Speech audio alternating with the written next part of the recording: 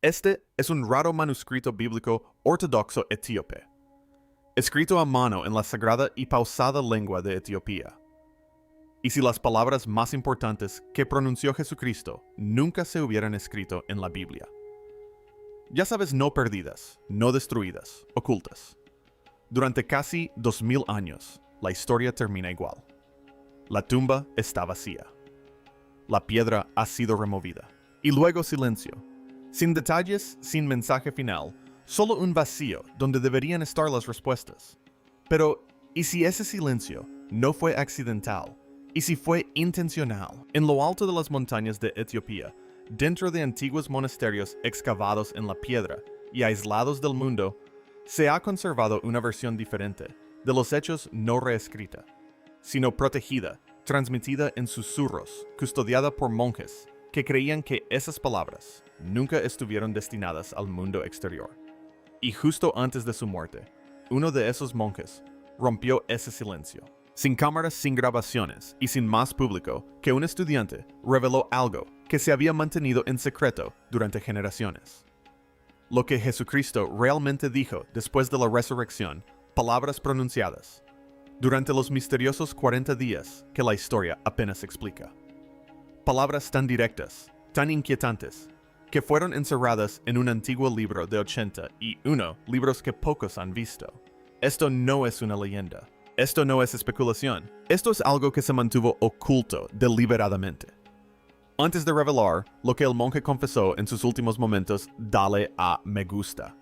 Y suscríbete, porque lo que estás a punto de escuchar nunca estuvo destinado al público. Y para entender lo que ese monje protegía, primero, debes entender cuán diferente es realmente la Biblia etíope. La mayoría de la gente crece creyendo que la Biblia es fija, definitiva e intocable, como si hubiera caído del cielo en su forma actual.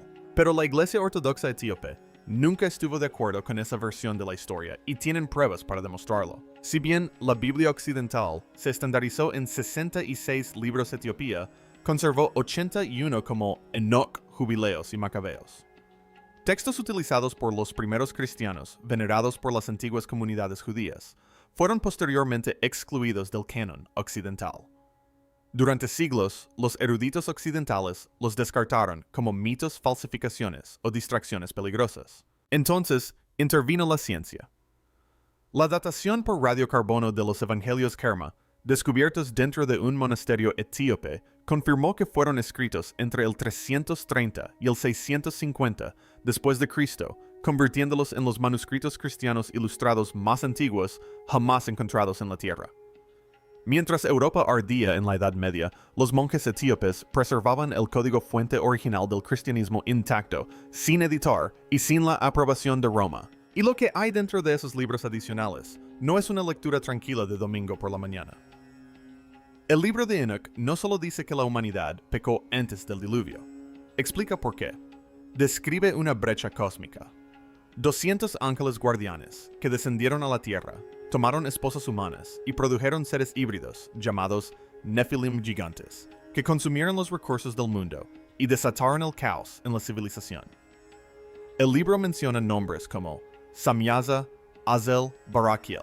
Dice, estos seres enseñaron a los humanos conocimientos prohibidos, armas, seducción, astrología, cosas que nunca debieron ser reveladas. Esto no fue una simple desobediencia. Fue una transferencia de poder no autorizada. Precisamente por eso, Roma lo rechazó. El mundo que describe Enoch es caótico, indomable e imposible de controlar mediante la religión institucional. Por eso lo eliminaron. Etiopía lo conservó. Y Enoch, por muy impactante que sea, fue solo el comienzo. Porque la verdadera sorpresa, aquello de lo que aquel monje susurraba en su lecho de muerte, es un texto llamado Mashafa Kedan, el libro del pacto. Y lo que está escrito en su interior reescribe todo lo que creías saber sobre la resurrección. Lo que Jesús dijo durante los 40 días en el Evangelio de Lucas. El periodo entre la resurrección y la ascensión se resume en unos pocos versículos. Jesús aparece, bendice a los discípulos y asciende al cielo. 40 días condensados en un párrafo. Pero en el Mashafa'an etíope, esos 40 días constituyen el acontecimiento principal.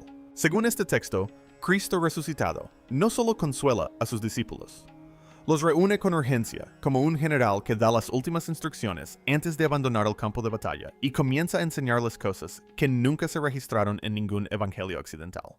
Empieza con una advertencia sobre el mundo material. Lo llama el campo de juego de una fuerza engañosa, un constructor de sombras. Una entidad que usa la riqueza, el estatus y el poder para mantener a los seres humanos espiritualmente ciegos. Y luego pronuncia una frase que debería haber sido la más famosa de toda la historia del cristianismo. No construyan templos de piedra, porque la piedra se desmoronará. Construyan el templo del corazón, porque es eterno.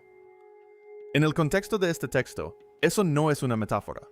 Es un mandato directo. Les advierte explícitamente contra la religión organizada.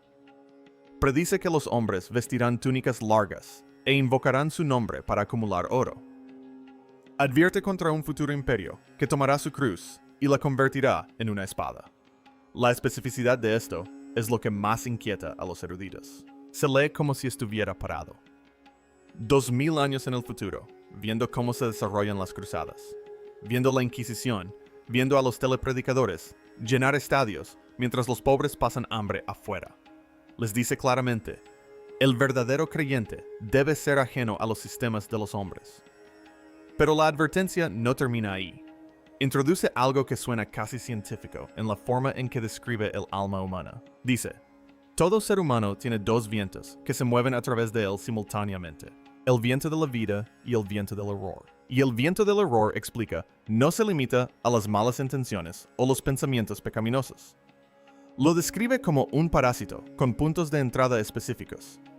Entra por la codicia. Entra por los ojos cuando miran lo que no deberían. Entra por la boca cuando profieren engaños. Y una vez que se apodera de ti, no solo te hace peor. Calcifica el corazón. Convierte a un ser humano vivo y palpitante en lo que él llama directamente una tumba andante. Piensen en esa frase por un momento. Una tumba andante. Una persona que come, duerme, trabaja. Revisa su teléfono, pero cuya vida interior ya se ha enfriado, un zombie espiritual. No estaba describiendo ficción. Estaba describiendo una condición que, según él, ya se estaba extendiendo. Y entonces les da el antídoto. No un sacramento, ni un ritual, ni una ofrenda económica a un templo. Lo llama gnosis conocimiento. Conocimiento interno y personal directo de la verdad. Les enseña a observar sus propios pensamientos, como un guardia observa la puerta de una ciudad, vigilando lo que entra y lo que sale. Y entonces pronuncia la frase que habría desmantelado toda la estructura de la religión institucional si se hubiera publicado ampliamente. Dice que el reino de los cielos está literalmente dentro del cuerpo humano, oculto en el silencio entre los pensamientos. Por eso fue necesario suprimir ese texto. Si la persona promedio en el Imperio Romano creyera que Dios habitaba en su interior, dejaría de pagar impuestos al templo, dejaría de temer al obispo, y dejaría de necesitar una institución como intermediaria con lo divino. En términos imperiales, se volvería completamente incontrolable. Pero Jesús no se limitó a la instrucción espiritual. También dijo cosas que siglos después la ciencia moderna confirmaría discretamente. Ciencia oculta en textos antiguos. El libro de la Alianza contiene detalles cosmológicos que durante la mayor parte de la historia fueron descartados como mera fantasía. Habla de los depósitos de nieve y las puertas de los vientos describiendo el clima como algo que se mueve a través de canales estructurados y sigue caminos invisibles por todo el planeta. Durante siglos, esto sonó a mitología. La meteorología moderna confirma ahora que los patrones climáticos globales se desplazan en ríos atmosféricos definidos. Ríos de viento que literalmente rodean la Tierra a gran altitud. ¿Cómo puede un texto de 2000 años de antigüedad hacer referencia a la dinámica atmosférica del planeta? También habla de un gran abismo de agua oculto bajo la superficie terrestre, de nuevo descartado como mero simbolismo, hasta que los científicos anunciaron el descubrimiento de un enorme depósito de agua atrapado en la roca ringudita en las profundidades del manto terrestre que contenía más agua que todos los océanos superficiales del planeta juntos. El abismo era real. La Biblia etíope tenía razón. Y si estos textos eran precisos acerca del agua bajo nuestros pies, y los ríos de viento sobre nosotros, La pregunta que lógicamente sigue es imposible de ignorar. ¿En qué más tenían razón? También dejó a los discípulos algo más que palabras. Según el Mashafa Khan, compartió una práctica específica, una disciplina secreta, conocida solo por quienes formaban parte del círculo íntimo, que implicaba el control deliberado de la respiración y la concentración del pensamiento. Su descripción es prácticamente idéntica a prácticas contemplativas avanzadas documentadas en la India, el Tíbet y las tradiciones orientales. Esto se relaciona con una de las teorías más persistentes en la arqueología bíblica, según la cual Jesús pasó sus llamados años perdidos el lapso entre los 12 y los 30 años que los evangelios nunca explican estudiando en los monasterios de la India o en los centros de aprendizaje del Tíbet. Las enseñanzas registradas en la Biblia etíope son conceptos sorprendentemente orientales, que se asemejan al karma. La reencarnación, los centros de energía internos, todo presente, todo enmarcado en el antiguo lenguaje del texto. Y entonces dice la frase que lo une todo, la frase que los monjes han estado memorizando y protegiendo durante 2000 años.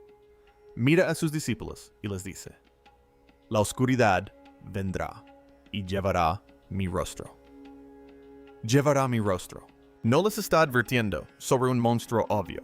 Les advierte sobre un engaño tan sofisticado que se parecería exactamente a él. Pronunciaría su nombre, cargaría su cruz, construiría catedrales en su honor, y sería el instrumento preciso de la destrucción espiritual contra la que luchó durante toda su vida. El anticristo en este texto no llega como un villano, sino como un salvador. Y los monjes etíopes que custodiaban este pasaje creían con absoluta convicción que no se trataba de una profecía futura, sino de la descripción de algo que ya estaba en marcha. La prueba de que Etiopía se tomaba todo esto en serio no solo se encuentra en los manuscritos, sino que está grabada en el propio paisaje, el Arca de la Alianza. No se puede contar esta historia sin abordar el objeto más poderoso de la historia bíblica, y la reivindicación específica que Etiopía tiene sobre él. Mientras que Hollywood situó el Arca de la Alianza en un almacén gubernamental de Nuevo México, Etiopía ha sostenido durante 3000 años, sin vacilar, que el arca se encuentra aquí, resguardada, en la iglesia de Nuestra Señora María de Sion, en la antigua ciudad de Axum. Y esto no es una simple leyenda. Esta afirmación es el pilar central de la civilización etíope. La historia comienza con la reina de Saba. Ella viaja a Jerusalén, conoce al rey Salomón y regresa a Etiopía, llevando consigo a su hijo Menelik I. Años después, un Menelik adulto visita a su padre. Salomón le ofrece el trono de Israel. Menelik lo rechaza, pero no se va con las manos vacías. Según el Krast, la crónica real de Etiopía Menelik y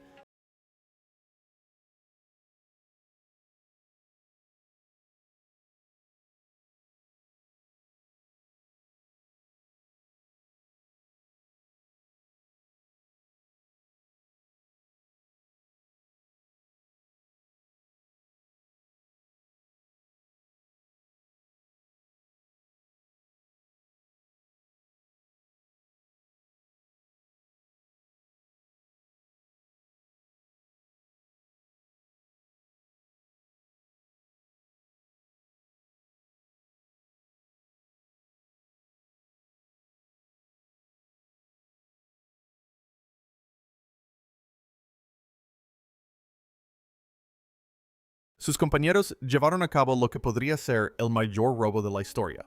Reemplazaron el arca en el Santo de los Santos con una réplica y se llevaron el original de vuelta a África en secreto. Las descripciones bíblicas del arca no son las de un objeto religioso decorativo. Describen algo que incineraba ejércitos, mataba a cualquiera que la tocara incorrectamente y liberaba un fuego que no podía explicarse naturalmente. Los efectos leídos en detalle suenan inquietantemente similares a la exposición a la radiación, razón por la cual lo que le sucede hoy al guardián del arca es tan difícil de ignorar.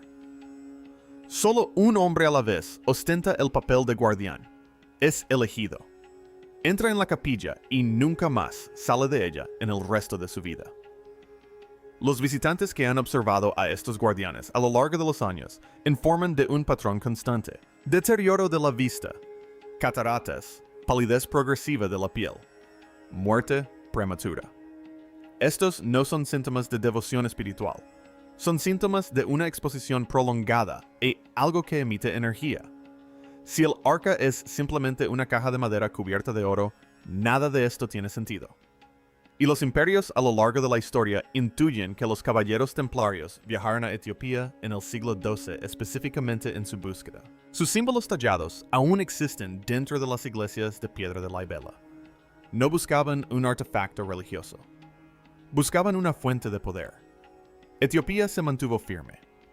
Y Etiopía, a diferencia de todas las naciones africanas, nunca fue colonizada. Cuando Italia invadió con armas modernas en 1896, fueron aplastados en la batalla de Adwa. Los lugareños hablan de una luz en el campo de batalla que cambió el rumbo de la guerra. La historia lo registra como un milagro militar. Los etíopes lo recuerdan de otra manera. Y en ningún otro lugar, el antiguo poder de Etiopía se hace más físicamente innegable que en las iglesias de Libela. Las iglesias de Libela. En el siglo XII, el rey Libela no encargó la construcción de 11 iglesias. Encargó su excavación. Como estas iglesias no se construyeron desde la base, sino que se excavaron en la roca volcánica sólida, se crearon catedrales enteras, con ventanas puertas, columnas, cámaras interiores y sofisticados sistemas de drenaje, todo tallado en una sola pieza continua de piedra. Esta técnica no permite errores. Un corte erróneo es imposible deshacer. Una columna agrietada no se puede reparar. Cada decisión debe ser correcta desde el principio, lo que significa que la estructura tridimensional completa de cada iglesia debía visualizarse a la perfección antes de que un solo cincel tocara la roca. Ingenieros estructurales modernos han estudiado estos edificios y han llegado a una conclusión profundamente inquietante. Tallar las 11 iglesias con herramientas manuales de la época requeriría aproximadamente 40,000 trabajadores cualificados y más de un siglo de trabajo continuo. El proyecto se atribuye a un lapso de 24 años. Y hay otro problema. Los millones de toneladas de roca volcánica que se extrajeron durante la excavación simplemente no están allí. No veo ahí campo de escombros, ni vertedero, ni rastro de dónde fueron a parar. Los monjes siempre han tenido una explicación. Los trabajadores humanos esculpían durante el día. Por la noche los ángeles descendían y continuaban el trabajo moviéndose al doble de velocidad, utilizando lo que los relatos antiguos describen como herramientas de luz que atravesaban la roca sólida sin fricción. Herramientas de luz. En 2024, a eso lo llamaríamos energía dirigida, tecnología láser. La idea ya no es tan absurda como parecía antes. Algunos investigadores proponen que el Arca de la Alianza, que la tradición etíope sitúa en uso activo durante este periodo, pudo haber servido como fuente de energía. Relatos de otras culturas antiguas, incluidas las de Mesoamérica y Egipto, hacen referencia a métodos para ablandar la piedra mediante frecuencias acústicas o procesos químicos específicos. Si tal tecnología existió en Etiopía, explicaría por completo la existencia de la vela. La más famosa de las 11 iglesias es la de San Jorge. Tiene forma de cruz perfecta tallada directamente en la tierra hasta que el techo se asienta a nivel del suelo. Uno se sitúa sobre ella y observa su interior. La geometría es impecable. El sistema de drenaje excavado en su base ha mantenido el interior seco durante 800 años de inundaciones estacionales. Tan solo esa ingeniería sería extraordinaria para un equipo de construcción moderno. En el siglo XII resulta casi inexplicable. Debajo de todo el complejo discurre una red de túneles completamente oscuros. Los candidatos al sacerdocio son enviados solos a estos túneles en completa oscuridad para orientarse mediante el tacto y el oído, cantando mientras avanzan. Es un ritual de privación sensorial construido en piedra. La teología del libro de la Alianza impregna la arquitectura. Debes atravesar la oscuridad antes de alcanzar la luz. Recientemente, escaneos láser 3D del sitio revelaron cámaras huecas bajo los pisos que no se han abierto en 8 siglos. Los sacerdotes dicen que estos espacios contienen el tesoro de los santos manuscritos de oro, tal vez las herramientas utilizadas en la construcción original. A nadie se le ha permitido abrirlos. el rey Libela pasó un tiempo en Jerusalén antes de que la ciudad cayera sitiada. Su visión era construir una nueva Jerusalén en África, más allá del alcance de la conquista, más allá de la política imperial. Bautizó al río que atraviesa la ciudad como el río Jordán. Esculpió la estrella de David, la cruz cristiana, y la antigua esvástica solar, un símbolo del sol que precede a la corrupción nazi por miles de años, todo en las mismas paredes. Estaba construyendo una fusión, una preservación de todo lo sagrado desde todas las direcciones codificado en piedra para perdurar eternamente. Mientras que las catedrales europeas fueron arrasadas durante las guerras mundiales, la Libela permaneció intacta y aún se mantiene en pie hoy. Pero la Libela, el Arca los 80 y un libros todo apunta a una sola cosa, un linaje. El linaje oculto en el cristianismo occidental. Jesús está solo, sin descendientes, sin una línea familiar continua. La historia termina en la cruz y continúa en el cielo. Pero en Etiopía, esa idea es culturalmente incomprensible. La familia no es algo secundario para la identidad. La familia es identidad. La dinastía salomónica de Etiopía gobernó durante casi 3000 años, desde aproximadamente el 900 a.C. hasta 1974, una línea real ininterrumpida. El último emperador, Haile Selassie, fue el 225, Ton-eo, gobernante de esa sucesión oficialmente titulado el León Conquistador de la tribu de Judá. No se trata de un título honorífico poético. Se trata de una afirmación genealógica y teológica legal. Una línea directa hasta el mismísimo rey David. Sigamos ese linaje con atención. Y no solo conecta a Etiopía con el Antiguo Testamento, sino que crea una superposición genealógica con el Nuevo Testamento que la teología occidental dominante no encuentra una manera cómoda de abordar. Si María, la madre de Jesús, pertenecía a la casa de David y la dinastía real de Etiopía, rastreó el mismo linaje durante milenios. Entonces la conexión entre Etiopía y Cristo no era teológica, sino familiar literalmente. Por eso el rastafarismo, nacido a principios del siglo XX, identificó a Selassie como el Mesías que había regresado. El libro del Apocalipsis describe al león que regresa de la tribu de Judá. Selassie ostentaba ese mismo título. Nunca se proclamó divino, pero comprendió con total claridad lo que significaba esa ascendencia.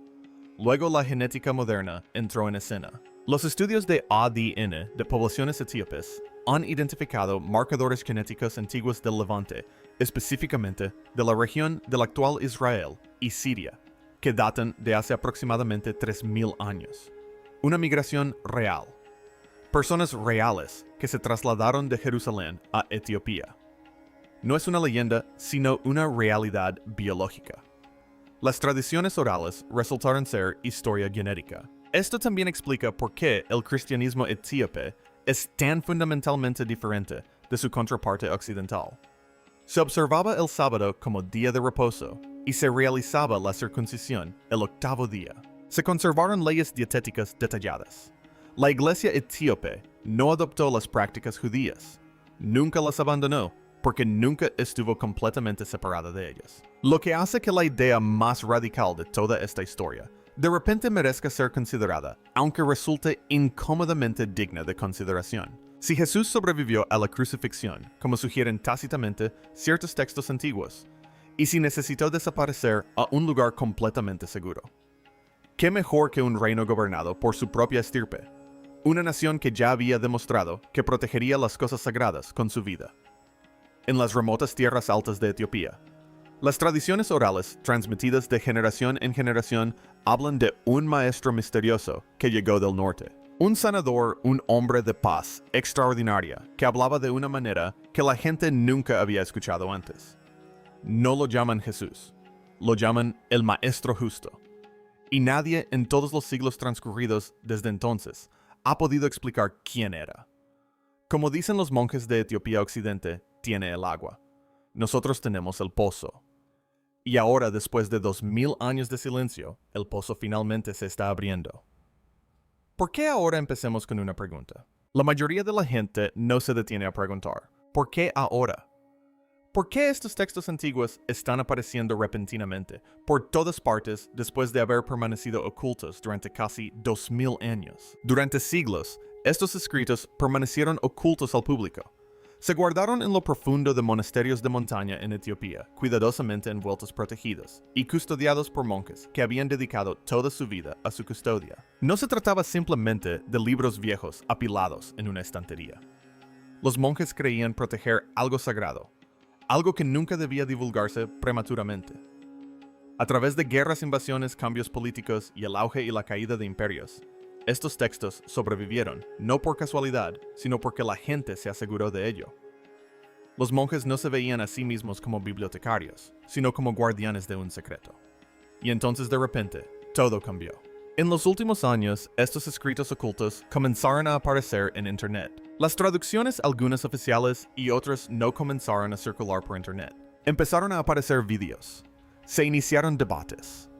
Millones de personas que jamás habían oído hablar de estos textos ahora los están descubriendo mientras navegan por las redes sociales. Puede que incluso tú los estés descubriendo ahora mismo. Este tipo de exposición repentina no parece casual. Algunos creen que hay una razón más profunda detrás de esto. Uno de los textos más misteriosos relacionados con esto se llama Mashafa Kedan. Según sus descripciones, el fin de los tiempos no se manifestará como fuego cayendo del cielo, ni destrucción repentina. En cambio, describe algo mucho más sutil y, sinceramente, mucho más familiar. Habla de un mundo lleno de ilusiones. En su idioma original, describe una época en la que las personas están profundamente conectadas, pero a la vez desconectadas. Un mundo donde la comunicación se produce sin voces, y las personas ven cosas sin usar sus ojos físicos. Un mundo lleno de señales, pero carente de verdad. Si lo piensas bien, se parece mucho a la actualidad. Internet, las redes sociales, la inteligencia artificial, la información constante, pero no siempre la claridad. Por ello, algunos creen que los monjes no solo preservaban la historia, sino que protegían algo destinado a un momento específico. Una especie de guía o advertencia que debía revelarse cuando la humanidad alcanzara un punto determinado. Y tal vez ese punto sea ahora. La idea es simple pero poderosa. Cuando las personas se pierden en la confusión, las distracciones y las falsas realidades, la verdad debe revelarse para ayudarlas a encontrar su camino de nuevo. Basta con mirar el mundo actual. La confianza en los gobiernos es baja. La confianza en los medios de comunicación se desvanece. Incluso la fe en la religión organizada está disminuyendo en muchos lugares. La gente no solo busca respuestas, buscan algo real, algo directo, algo que no parezca filtrado ni controlado. Y eso es precisamente lo que parecen ofrecer estos textos antiguos. No se limitan a contar historias. Presentan una forma diferente de comprender a los seres humanos y su conexión con lo divino. Para comprenderlo mejor, debemos examinar un momento importante de la historia, el Concilio de Nica. Esta fue una reunión donde los primeros líderes de la Iglesia se juntaron para decidir qué textos formarían parte de la Biblia oficial. El objetivo era crear una versión clara y unificada de las Escrituras para todo el mundo. Pero según algunas interpretaciones, algo más pudo haber sucedido. Algunos libros quedaron excluidos. Y esos libros, según esta perspectiva, contenían ideas muy diferentes a las que se popularizaron. Describían a los seres humanos no como débiles o dependientes, sino como espiritualmente poderosos, capaces de conectar directamente con Dios sin necesidad de un intermediario. En otras palabras, sugerían que la verdad no tenía por qué provenir de una institución. Al eliminar esos textos, algunos creen que el sistema se volvió más controlado. El mensaje se simplificó, pero también se limitó. Sin embargo, Etiopía nunca adoptó completamente esos cambios. La Biblia etíope aún incluye muchos de estos libros adicionales, conservando una versión de las Escrituras mucho más extensa y en algunos aspectos muy diferente de las versiones que la mayoría de la gente conoce. Y aquí es donde la historia se vuelve aún más interesante. Algunos fragmentos de estos escritos antiguos no se asemejan en absoluto a las enseñanzas religiosas tradicionales. En cambio, describen ideas sorprendentemente cercanas a la ciencia moderna. Por ejemplo, Hay pasajes que parecen describir el movimiento de objetos mediante el sonido, lo que hoy podríamos llamar levitación acústica. Esta es la idea de que las ondas sonoras, cuando se usan de forma precisa, pueden mover materia física. Ahora pensemos en las increíbles iglesias rupestres de La Vela. Estructuras enormes, talladas directamente en piedra maciza. Su construcción siempre ha estado rodeada de misterio. Las historias tradicionales dicen que fueron construidas con la ayuda de ángeles. Pero si reemplazamos la palabra ángeles por tecnología avanzada, de repente la historia adquiere un significado completamente diferente. Podría ser simbólico. Podría tratarse de un conocimiento mal interpretado. O podría ser algo que se conoció en el pasado, luego se perdió y ahora se está redescubriendo. Algunos investigadores creen que estos textos podrían contener fragmentos de una ciencia antigua, un conocimiento que existía mucho antes de la civilización moderna y que fue deliberadamente oculto u olvidado. Si esto es cierto, entonces no se trata solo de religión. Se trata de historia-conocimiento y la posibilidad de que la humanidad alguna vez entendiera mucho más de lo que entendemos hoy. Así pues, aquí está la pregunta que realmente importa. Si en el pasado las instituciones poderosas controlaron el acceso a la información, ¿qué más podría permanecer oculto? Y si un monje, tras dedicar toda su vida a proteger un secreto, decide finalmente compartirlo justo antes de morir? ¿Qué nos dice eso sobre la importancia o la urgencia de esa verdad? Quizás creía que el tiempo del silencio había terminado. Quizás creía que la gente necesitaba escucharlo ahora. Porque ya sea que veas estos textos como espirituales históricos o simbólicos, una cosa está clara, ya no están ocultos. El sello en muchos sentidos se ha roto. Ahora nos corresponde a nosotros leer, cuestionar y decidir en qué creemos. Y quizás la verdadera pregunta no sea solo por qué ahora. Quizás la verdadera pregunta sea, ¿estamos listos para comprender lo que se está revelando? Si esto te hizo reflexionar de una manera nueva, dale a me gusta y suscríbete, porque hay mucho más por descubrir. Y lo que viene a continuación es aún más profundo.